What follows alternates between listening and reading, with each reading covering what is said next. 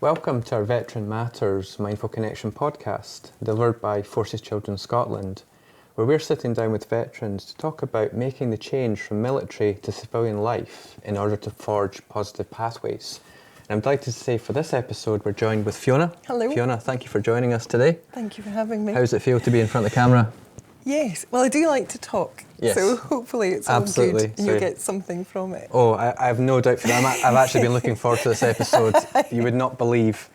But let's get started. So the first topic we're going to look into this time is service in the armed forces. And for you, it was slightly different compared to the other veterans we've been talking about, where you had almost forged an early sort of civilian career, and then you changed your mind and you went down the military link. I did. To which my parents, my lovely parents, say I had the early midlife crisis at that point. But rather than a crisis, I just absolutely fell in love actually with the army unexpectedly. I was on a graduate management trainee programme with Scottish Power in HR. So I did my undergraduate degree, then a postgraduate degree in HR, and went to work in Glasgow actually, first of all, for Scottish Power. And I loved that, but I happened to take part in something called Exercise Executive Stretch, quite a few years ago now, where basically we were given lots of leadership tasks as junior leaders or junior managers up in the Pentland Hills of Edinburgh, and I absolutely fell in love with it. So from that point on, I joined the TA. I was an officer cadet in a gunner regiment in Glasgow, absolutely loved it.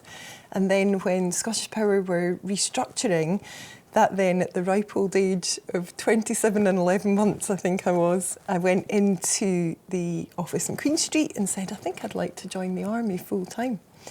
So I did, and I did very quickly, because in those days you had to commission by the time you were 28 and 11 months from memory. Okay. So the clock was ticking a wee bit. No kidding. Put on a wee bit of pressure to get that done. But yeah, I sold the flat. The sofas I'd just bought, never sat on to go to Sandhurst. Easy sell though, easy sell. Easy sell to start my regular commissioning course in Sandhurst, in 2005. So it must be quite a rapid change in mindset, particularly when you've kind of started in the civilian sphere and then all of a sudden you've gone to Westbury, you've done all that good stuff. Now we're in Sandhurst, military mindset. What was the preparation? Was there any preparation? Because it's a world-leading leadership institution, isn't it? So there's definitely personality at play here, where I have that absolute, let's just throw yourself into something 120%. I suppose stuff that I've done in the past, I was always very sporty. So I did athletics, for example, up to quite a high level in Scotland. So I had that edge, I had that really outdoorsy attitude as well, couldn't sit still, a desire really to push myself, but in terms of actual hard and fast pre-planned preparation, I think that only came in the gym at Scottish Power when I was furiously trying to meet all the physical standards, and I made the assumption that mentally I would be okay, and I was almost, I suppose, putting my faith in their judgment to say, well, if I pass, then I've obviously got a good chance. Yeah, absolutely. But I really need to work on the physical stuff to make that as easy as possible. Yeah, because I imagine you must have smashed the bleep test though. Yeah, I did. That was a long time ago. Yeah, I can imagine. I was just thinking that when you started talking about athletics, I was thinking that's the one thing you must have smashed, absolutely. I did. But yeah, and I'm very tall, so, certain things are perhaps maybe a wee bit easier. And I think that mentality that I have made things like assault courses and stuff and command tasks, I just loved it. Absolutely. I loved absolutely every minute. And did you form sort of strong bonds within your platoon? Yeah, definitely, and very quickly. And I think that's one of the huge cells, if you like, of military life, is that brotherhood, sisterhood, friendships, getting each other through whatever it is you're doing. It's just great. It's one of the things that really define military service. Absolutely, and it was great. And it must have been a really proud moment to pass off that square. Yeah. Bits of it you can remember, bits of it you can't, because you're concentrating so hard on your drill, and I have to say my drill was awful. So if there's anybody listening to this who knows me personally, they will tell you how awful my drill was. but because I was so tall, I was always the right-hand marker, so the there pressure we go. was on even more. Absolutely, even more challenges than you can imagine, Fiona. More challenges. But yeah, so ultimately, yeah, you've graduated out of Sandhurst. So Yep. what was next? What was next? So commissioned into the Royal Military Police, and I served in the north of England initially, but the unit had been warned off for Herrick 6. So very quickly I was training for operations. So Herrick 6 happened. Again, that was an incredible experience. So I went there as a very junior lieutenant, and then after that posting, Germany, so some time in Germany. And again, I was very lucky where I was progressing quite quickly. So I picked up acting captain quite quickly in those days, okay. and then did sometimes a regimental signals officer and then the ops officer for the regiment in Germany. So I can imagine, just to backtrack a little bit there, so I imagine just coming out of Sandhurst and pretty soon you're in Afghanistan and really putting that training to application. That must have been a huge experience. It was. Again, it doesn't come until later, until you stop and reflect on what you've done and how you've got there or what you actually experienced. And for us, again, even though we're combat service support, the Royal Military Police in those days, again, were embedded quite closely to other units, obviously involved in a very different role from what our day job is. So that in itself was a huge challenge, but something, because you have such a weight of responsibility to get it right, not just for yourself, but actually for the people that you command.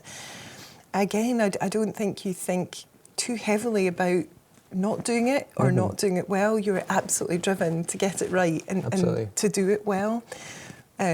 So if I was much more reflective and paused as a person, I perhaps have reflected more. But again, you know, just that real sense of getting it right, looking after other people. But some of the experiences in that were incredible, you know, as a young, relatively young person, I have to say, because I was, again, one of the older lieutenants in theatre. What was that, about 28, 29? I think it was 29 coming up for 30. I had my 30th birthday in Camp Bastion. Well, there we go. Yeah, absolutely. No, fantastic stuff. Absolutely. So if we could just sort of sum up your sort of military career, Fiona, what would be that one highlight for you that sticks amongst the rest? Yeah, so that all of those bits are the first military career, because I was very fortunate to then go back in again after I left. But what would stand out in that first iteration? Yeah, that regular career. Regular career. Oh gosh, the people and the sense of belonging to something. And Sandhurst is an incredible place. Not always incredible when you're perhaps on your hands and knees in Sennybridge and it's minus whatever it is and you're questioning the heavens about why you're there, fumbling with a jetpack to try and put it onto your berging, because you obviously can't move without everything in the right place at the right time. Absolutely. But it was those moments that then also make the absolute joy and sense of achievement. But there was everything, you know, there was expeditions in there, adventure training, education, leadership skills, management skills. There was quite a big academic piece at Sandhurst, which I really enjoyed. But again, everything boils down to the people, from the directing staff to people in your platoon, people in your intake. Just something very special. Well, thanks for sharing that, Fiona. I really appreciate that.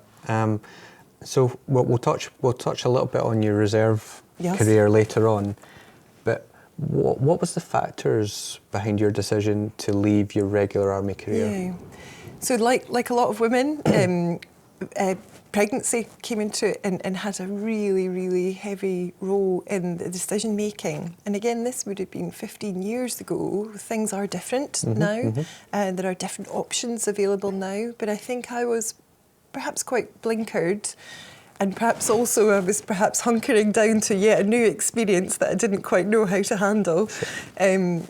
Being pregnant with my son was a big factor in saying, okay, I think I'm at a monumental stage in life. Absolutely. And so actually, if I'm honest, it would have been that. And I made the decision to come out at that point as well. So I was in Germany and continued right up, probably until about 8 or 9 months pregnant with my son, and I certainly couldn't fit the uniform No, on can imagine any that. longer. No, I can't imagine.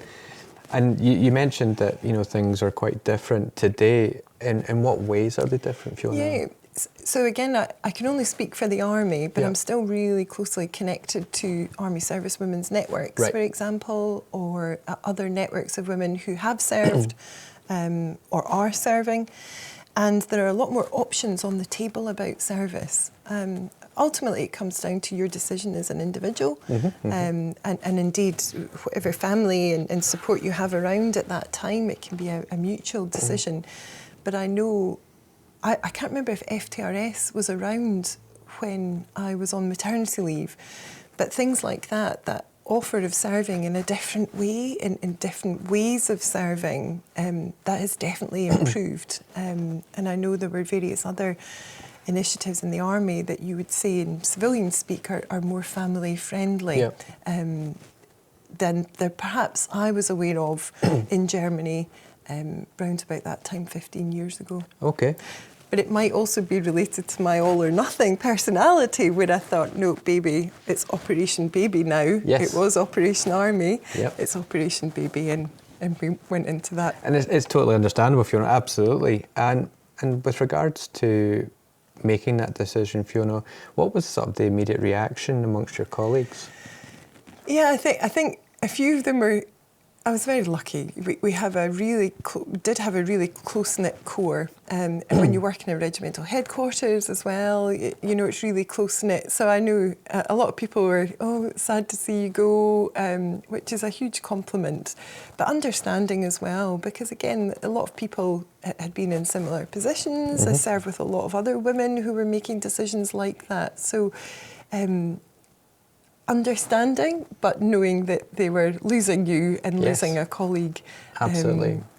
And I think also that was, again, the people element. I knew I was going to miss that, but you had that level of understanding and people wishing you well for whatever the next chapter Absolutely, can imagine. held. And I think also preparedness for that next step, Fiona. In terms you talked about, and you talked so passionately about belonging. Yeah.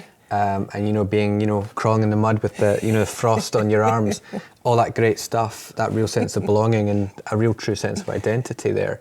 So if we look at that first in terms of preparedness, what was the kind of change in terms of mindset for thinking about coming out from your regular career? Do you know, I wonder if my experience is different because it was shaped entirely by, I was about to be a mum. Yeah. So I think that was what I was focusing in on.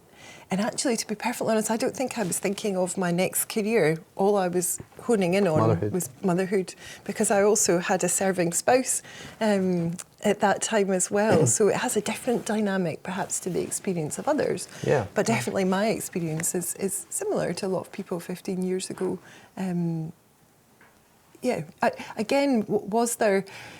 Was I planning years ahead? You'll probably get from me now, no. No, absolutely not. No, fair enough. It's absolutely fine. I think, like I said, I admire your honesty, Fiona. You could have said something totally different. No, and that, if you were to ask me to reflect on what would I do differently again, it would definitely be to plan a few further years down the line.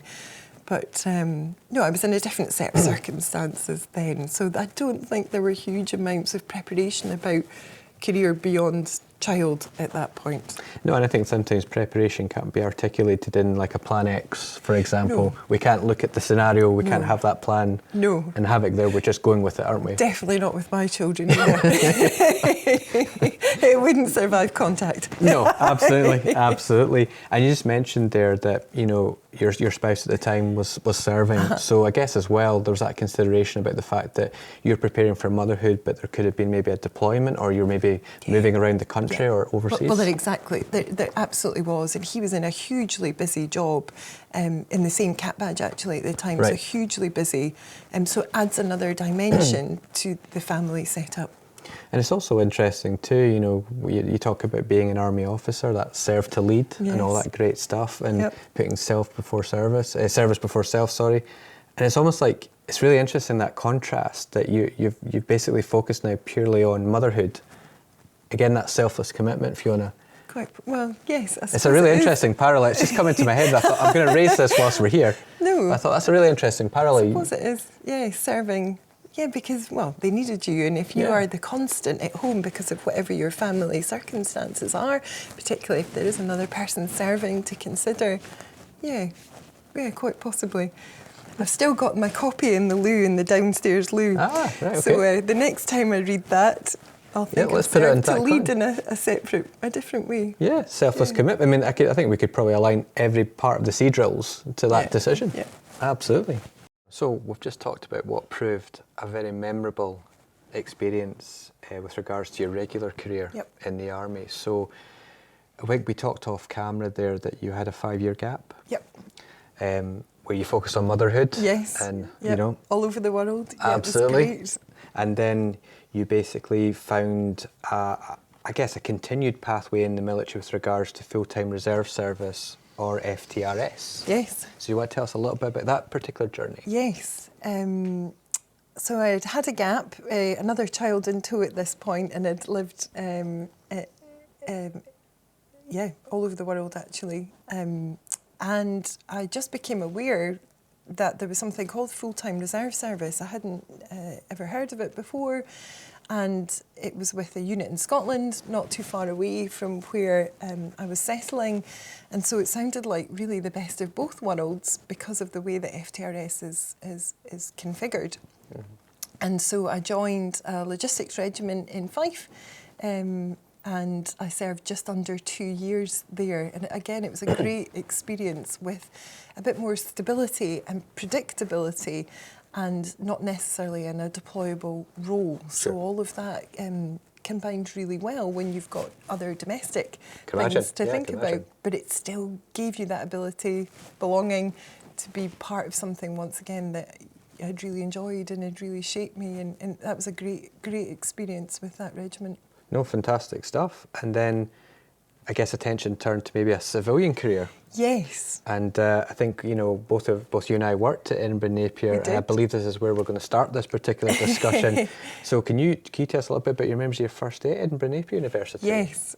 So I'd been on FTRS, but again, the way that FTRS works, or certainly worked at that time, was that there wasn't necessarily any opportunities to promote or to progress. You were in that role specifically. I know things have changed since I was doing that, but I was approached by somebody who was working at Napier in an HR role. HR was my background, of course, as a graduate management trainee, and then with some time at Scottish Power in HR.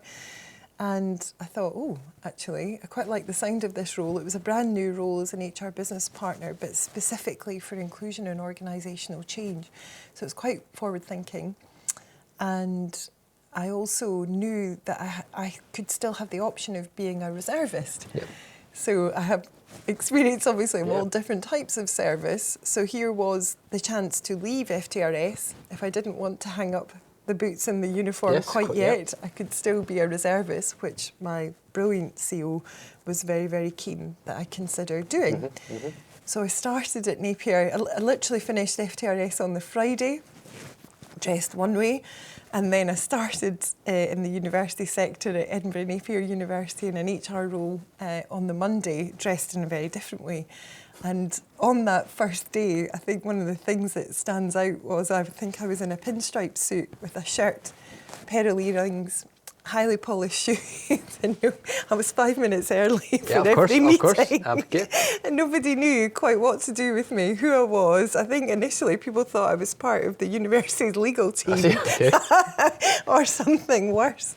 So that assimilation into another culture, which I think we do really well in the military, but that was definitely front and centre because even visibly I looked very, very different in that setting to other people. So that was my first day learning a different language. You know, we speak a different language in the military. You speak a different language, and there's lots of different terms in education and lots of different terms in the university sector. So a bit of adapting and overcoming I can a imagine. new culture. I think, having worked with many veterans in the sector, I think one classic example always concerns the fact that sometimes it could take 2 days to get an email response, compared to in the military, it's usually quite rapid. I guess it was kind of similar experience for yourself. So there is no rank directed ability. No, there's not. No. Yeah, just completely different. But you know, that's really good for professional development. It's really good for, all the stuff we talk about in HR and leadership or development circles, because you have to learn. You have to learn to adapt to the culture. You have to understand how people communicate in different ways. But that's, if you can make that work, that's a real skill, but it does take a bit of time. And I imagine HR must have been a dream come true, because they use acronyms so much as well, don't they? Three-letter abbreviations, TLAs everywhere. You've landed on your feet here, acronym city, absolutely. Yeah, massively. But I think equally too, just through your role as a regular army officer, and obviously in full-time reserve service too, your ability to adapt and manage people, that must have been a huge benefit. Equally too, because you just talked about all these rapid changes and having to adapt, but you've got that firm grounding in these disciplines, so it must have helped. I think definitely that's the military. That's what it gives you. That's what Sandhurst gives you. You definitely got Fiona's personality coming into this as well, where I just, give me something new. Let me experience something new. Let me try and thrive in it, adapt to it. And let me be with people and lead and develop them. Absolutely. So those themes that definitely at Sandhurst are front and centre. Serve to lead, you mentioned already. Absolutely. You can very quickly see how they can transfer into other cultures that you think are, diametrically different. You don't think higher education and the military could have any similarities whatsoever. But dealing with people... There are so many. You think subjects and grades, individual training requirement. There are parallels, absolutely. Yeah, there are. And it's only once you're in the culture and once you're in the system, and if you have that thirst to learn about your new environment so that you can better understand and then make a better contribution, it's exactly that. You have moments to say, that's just something by another name. Yes, absolutely. You just fundamentally can look a wee bit different if you're still there in a pinstripe suit and pair of earrings every day. Absolutely. It's another name or another acronym, isn't it? It's one of the two, isn't it? No, absolutely. I couldn't agree more. And I think, again, with Napier University, there's a real thriving armed forces network. So that must be really pleasing, because you played a real leading role in that. So, I can't take any credit for the network and the energy behind that. I have to say, is a person called Claire Bigger, who a lot of people might have heard of. She is the absolute driving force. And apparently somebody, because I think she was in the HR department at the same time, they said, there's an ex-army woman coming into HR.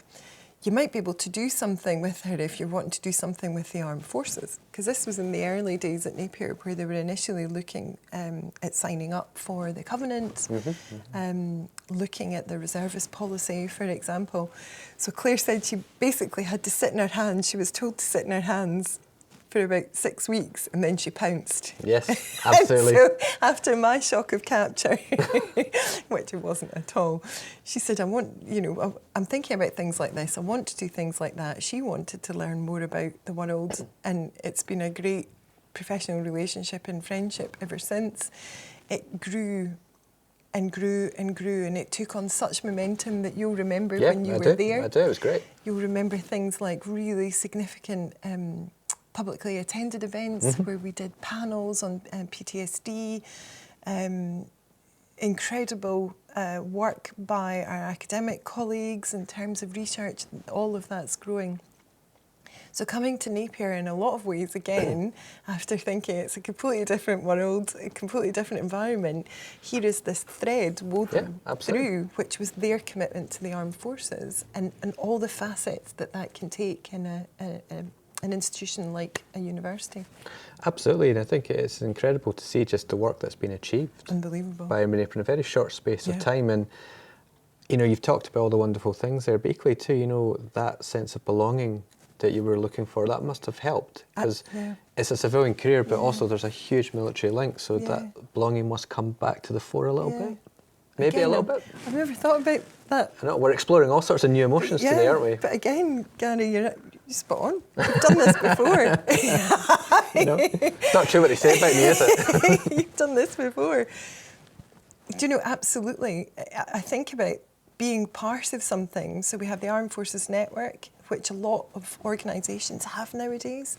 So we have that, that's going great guns. We also have a Centre for Policy, Military Engagement, that's driven by another incredible human called Dr. Jerry Matthew Smith, who again a lot of people might know.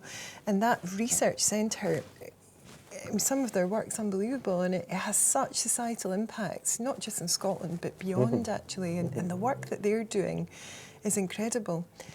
But again, it involves people who either have served or are researching those that have served, or have a genuine, absolute passion and commitment, like Claire, to support those who have served or are serving and their wider communities. And all of that, I have to say, I felt very quickly at Napier. So you're right, I suppose that transition was eased for me because I had a sense of belonging. Yeah, and I think, like you say, your lived experience is a really valuable asset as well, isn't it? No, it is. And I think people would say that generally, wouldn't they, about lived experience? Yeah, it's absolutely. what shapes us. Yeah, absolutely.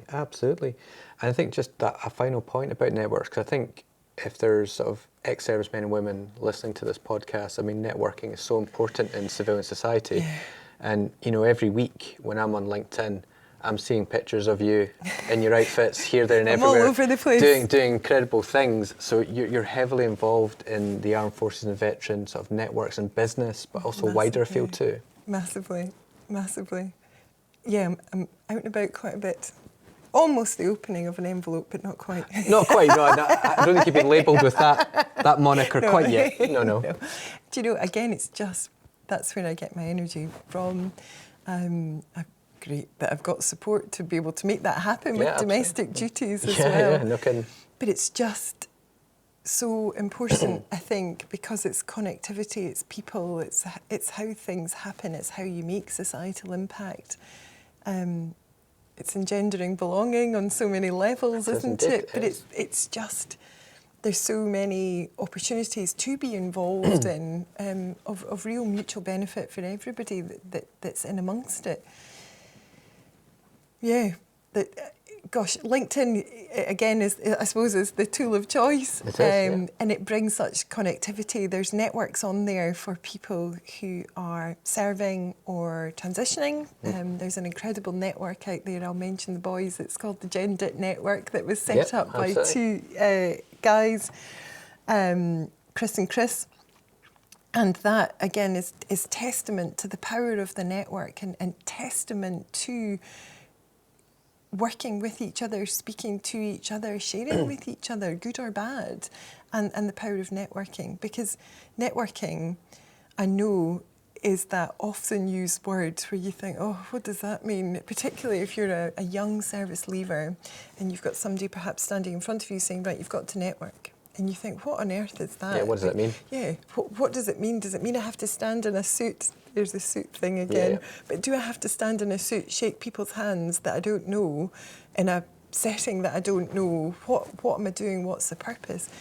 Do you know, it's actually a lot simpler than that. It's about human connectivity.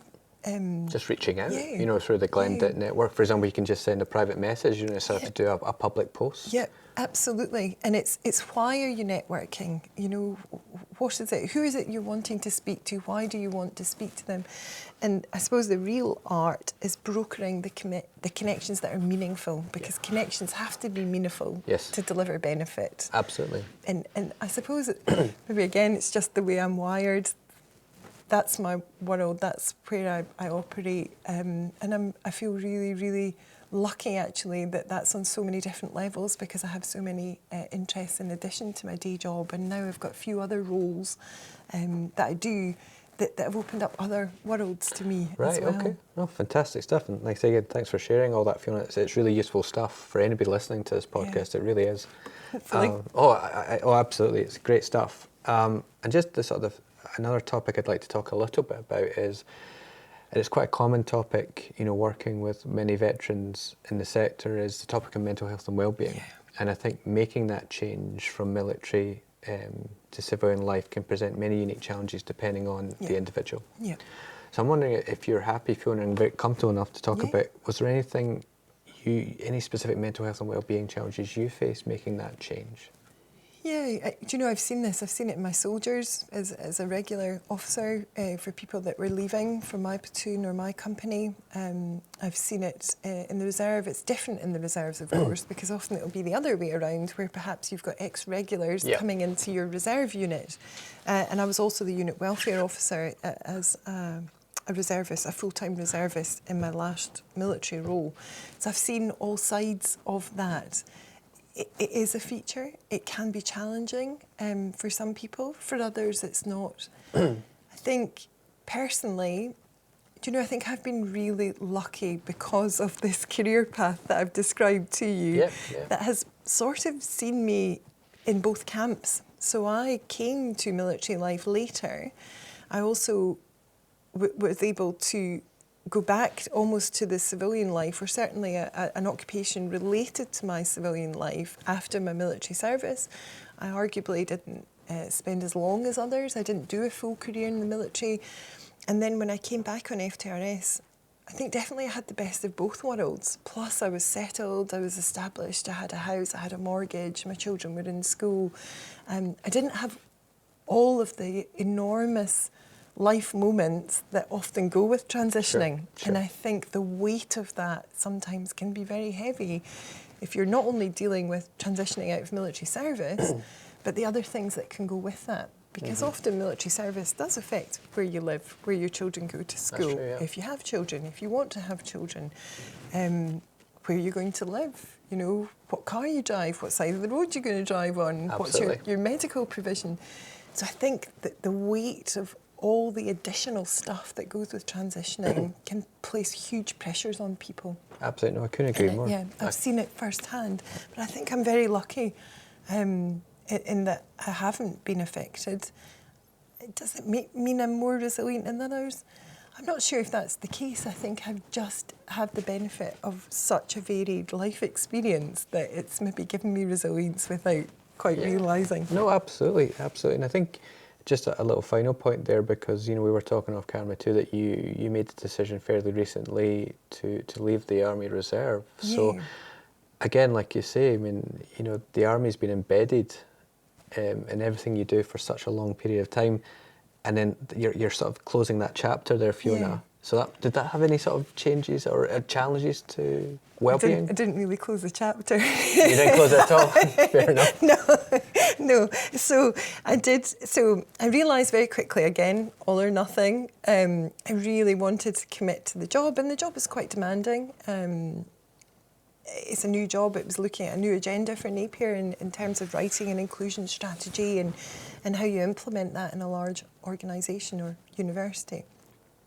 But again, either subconsciously or consciously, I wasn't closing the door.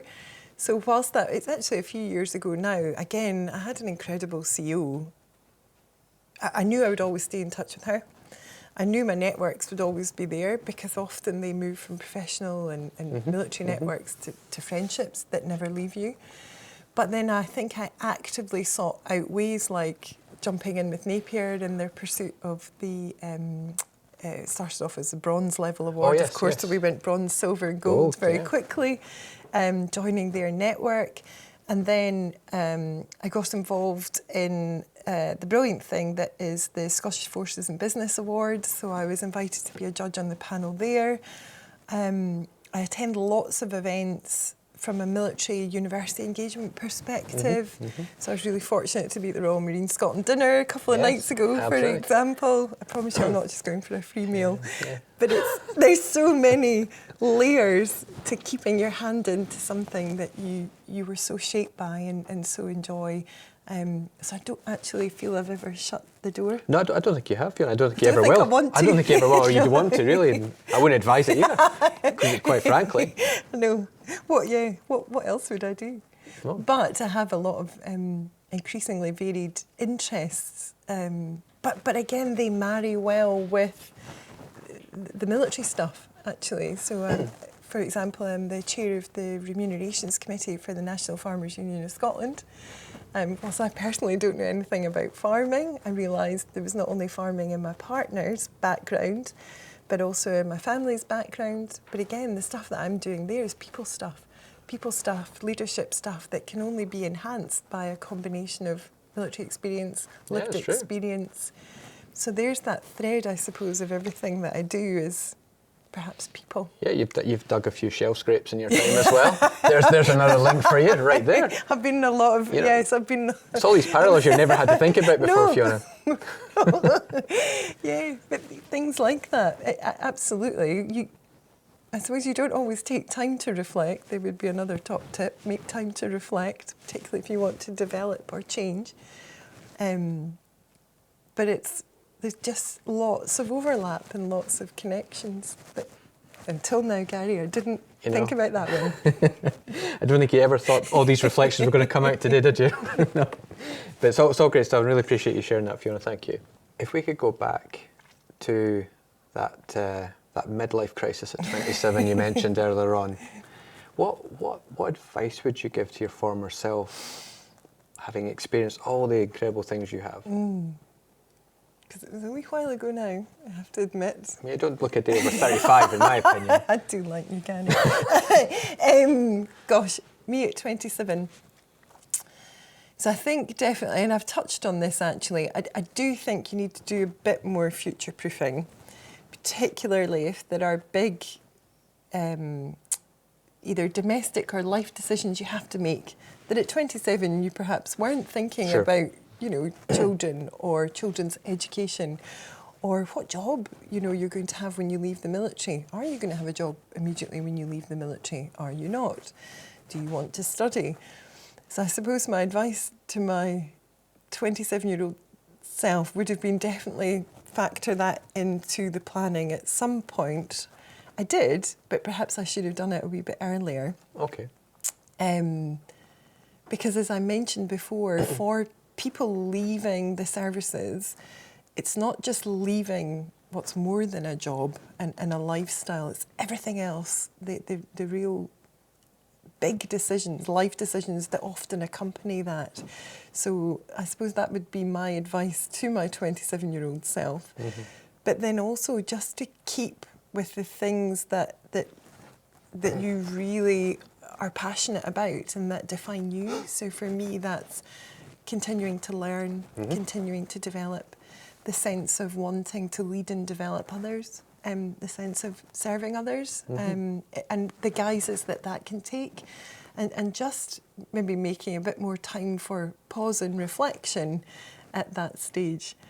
But of course it depends on how busy a 27-year-old you were and how much fun you were having. That's very true. And I think it's really interesting because in previous podcasts, the guys have have made their transition via non-commissioned routes, whereas you were through the commissioned route. And I think there's always that adage that, the officer will always have the plan, Fiona. But I think what you've just touched upon there is really important, that you are all human beings.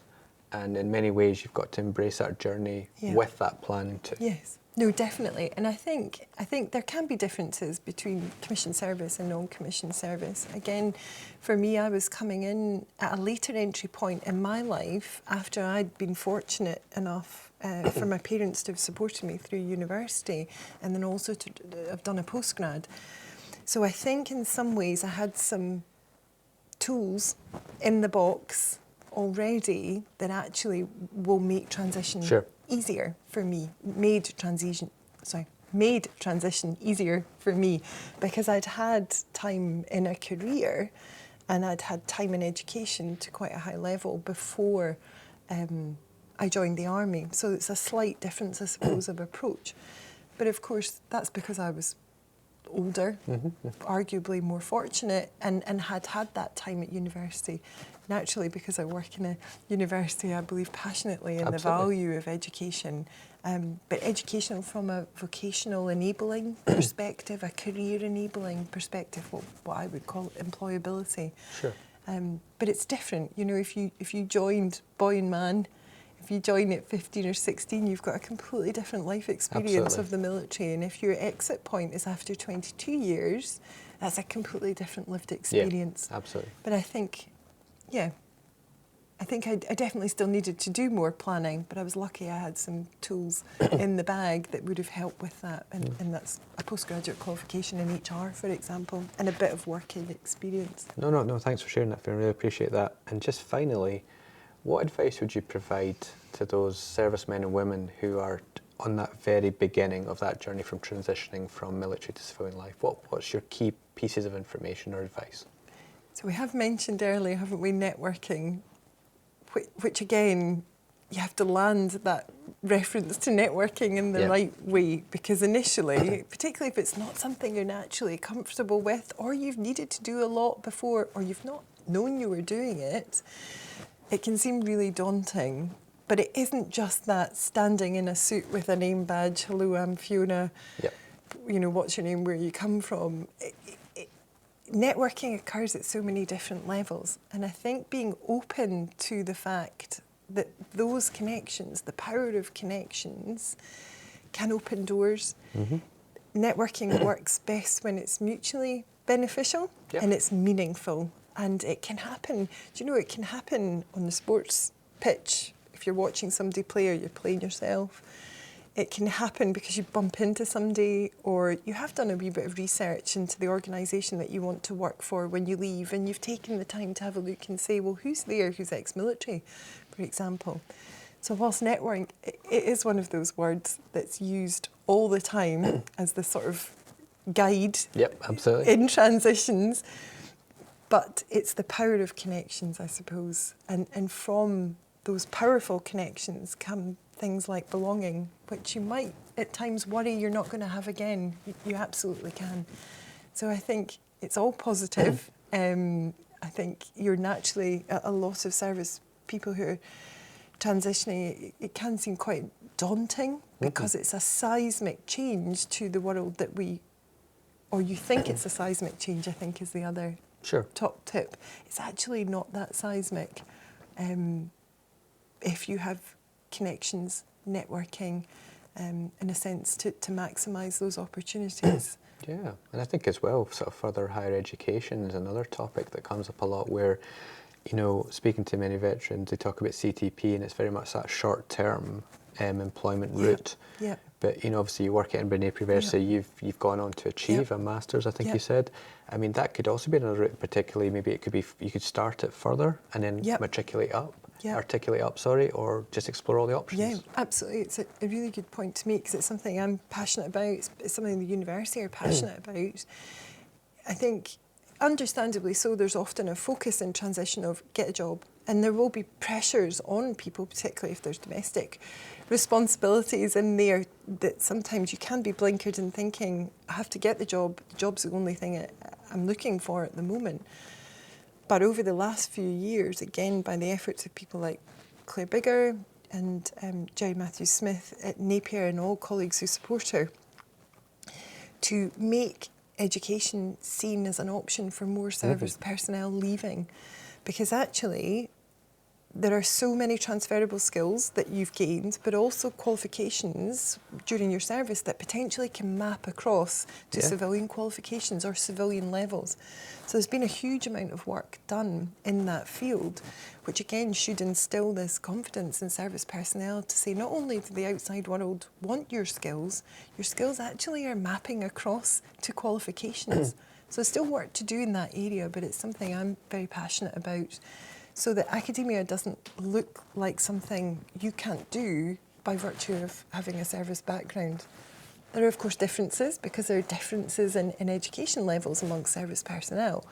But I think we're very keen to make sure that it's seen as an option for as many people that want it as possible. And hopefully we can increase the numbers coming to us. Absolutely. No, it's all great advice, Fiona. Thank you for sharing that. And it just leads me to, again, thank you again for participating and sharing all that wonderful lived experience, knowledge and advice. Thank you, Fiona. Welcome. Thanks.